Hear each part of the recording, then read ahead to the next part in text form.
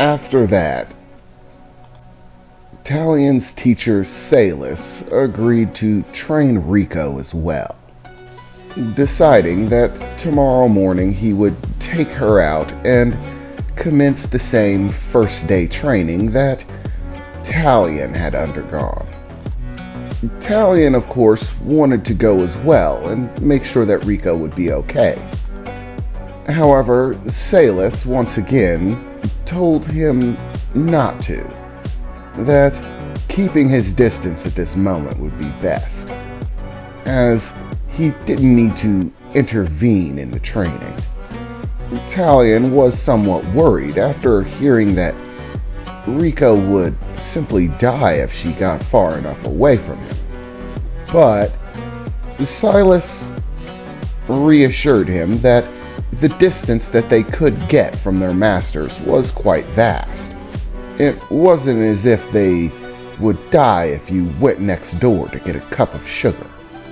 The process required a great deal of distance, and that distance be maintained for a deal of time. Over short periods, it wasn't bad, so Rico would be fine going to train with him. After which, Rico and everyone else spent the rest of the night getting acquainted with one another. Talion's mother seemed to be quite captured with Rico, and actually spent a great deal of the rest of the day having conversation with her. Her mother's questions seemed much more pertinent than Talion's when it came to Rico herself. For example, his mother seemed to focus on the way that Rico spoke. After asking, she found out that Rico spoke in that manner because Eco were effectively uneducated. Because of the outlook on Eco, it was considered a waste of time to expend anything on them, including knowledge. So they were never taught anything, and simply had to gain whatever understanding they could based on interactions with other Eco, which resulted in, well, less of an education. Rico herself couldn't read and had never actually seen a book. So, Melody decided that simply wouldn't do. And among the other things that Melody decided to take under her wing, teaching Rico basic reading and mathematics was something that she decided was absolutely necessary for the girl, as well as learning a much more proper tone of speech and etiquette about conversation.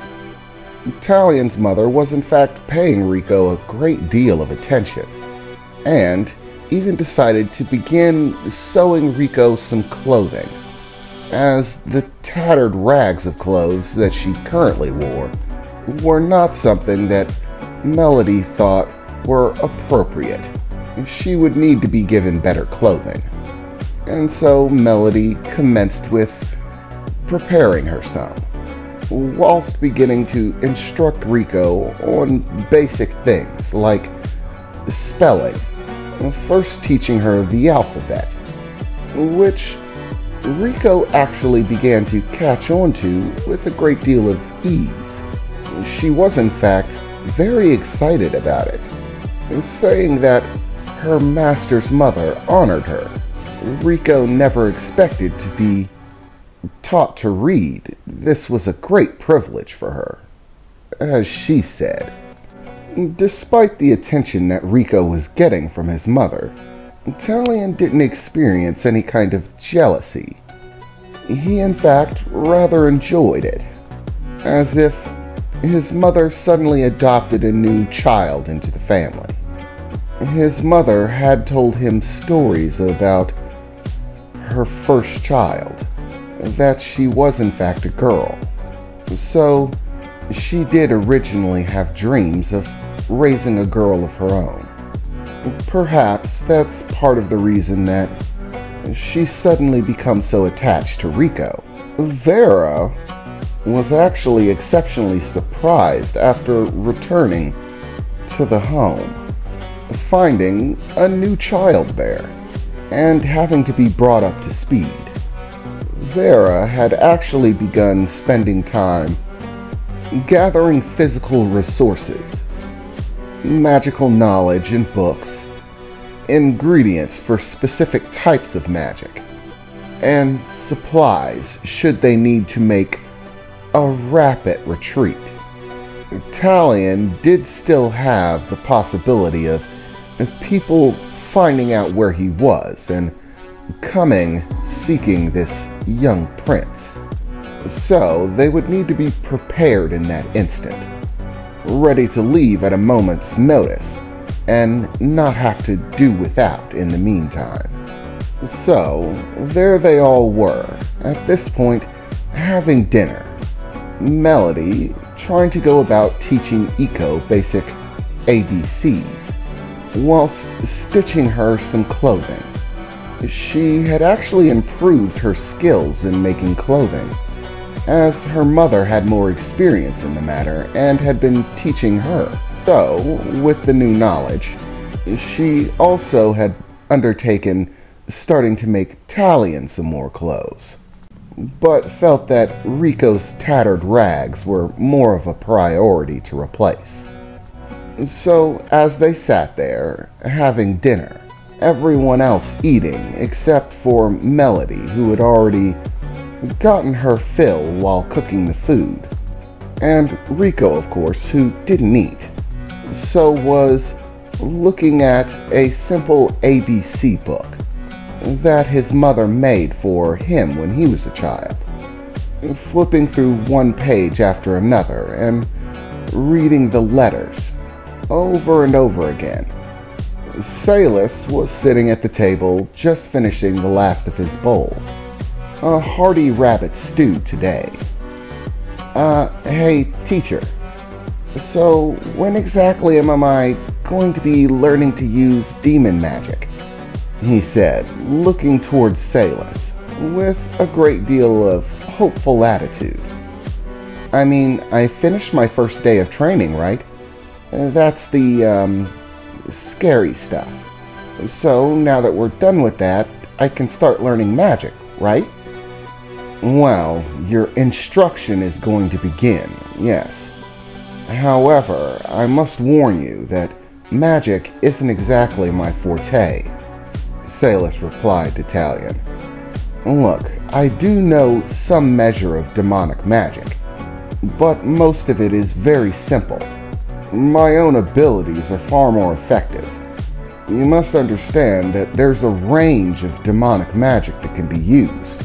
And when it comes to magic, once again, it's a matter of resource. You're able to learn what you can actually get a hold of. You have to acquire the materials that teach you the magic first. And I wasn't exactly raised in a place where resources were abundant. So I do know some magic spells, but in reference to your own abilities, they'll be quite weak. I'll teach them to you, of course. They can be useful. They'll most likely be more useful for you. My abilities sort of make them, well, useless in comparison to what I'm able to produce with my fog. The spells that I know are next to nothing, basically canceled out. But you don't have the ability to magically create things with fog whenever you want. So I surmise that they'll most likely be of more use to you. So what exactly would you be training me in, if it's not magic? Listen, us demons work differently than human beings. Human beings are required to use their energies in order to cast magic. But those energies are basically useless otherwise, unless they possess some sort of natural ability or gift to use the energy in some other format. But we demons aren't limited like that. Our demonic energy can be used through our natural abilities and in other ways that make it a great deal more dangerous than the energy produced by human beings. We don't require training in magic in order to master our demonic abilities and utilize demonic energy for attack, defense, and things of that nature. Primarily, what you're going to be learning from me is a combination of combat skill and mastery of demonic energy, specifically how to make best use of that energy. The combination of gaining skill, combat situations, and knowledge of how to utilize your demonic energy will make you vastly more powerful. It will, of course, take time and effort, but the results should speak for themselves. For a moment, Taleon looked down, seeming, well, a bit disappointed. "Hey, what's the look for?" Silas said, looking at Taleon, seeming a bit upset. "Well, it's just that I thought I was going to learn magic. But you say you only have a few spells." "Ugh, don't worry, kid. If you get strong enough, and we manage to, well, reacquaint you with your family. Even if we didn't reacquaint you with your family, your strength and abilities would more than allow you to cut some deals or get what you need from other demons in terms of casting magic. Meaning, once you're strong enough, you can gain the knowledge to begin learning about magic on your own." "Okay," Taleon said. "But if you can gain knowledge about magic after you gain strength, by cutting deals with people in exchange for the knowledge, then why don't you know more magic?" he said, looking to Silas. "Ugh, okay. Well, let me put it this way. There's sort of a balance between skill sets. Some people have natural ability with specific things, and it's always important to focus on your natural abilities. If one has a natural aptitude for something, it only stands to reason that they would put a great deal of focus into mastering that aptitude, because that will be their greatest strength. But how much focus you put into something usually depends on how good you are at it. And just being honest, magic isn't something that I really have a great deal of skill in. Even the few magical spells that I know were very difficult for me. Demonic magic requires the reconstitution of demonic energy, breaking it down into multiple different subcategories of energy, and then utilizing them in order to cast the spell. And casting works much differently for demons than it does for humans. For example, human beings who cast magic, otherwise known as mages, like your mother and grandmother, learn the magical processes required for that. But those magical processes are vastly different from those that demons use to cast magic. Our energy is much different from theirs, and thus a different type of method is required. In fact, it actually requires an entirely different set of knowledge. We demons, when it comes to casters, actually fall into categories. Basically, there are multiple classes of caster within those who know how to utilize demonic magic. Each one having a specialty, a type of magic that they, in particular, are suited for. And learning any type of ability outside of that basic natural acquaintance is exceptionally difficult.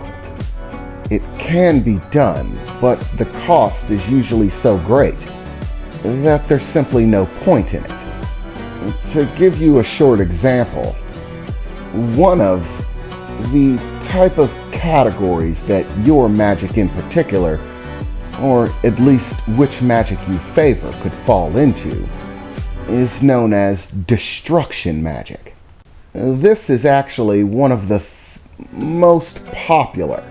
By that I mean most demons who seek magical knowledge and ability want their abilities to fall under the destruction category because, for obvious reasons, it's the most destructive, allowing one to do combat most effectively, summoning balls of fire, lightning, basically destruction.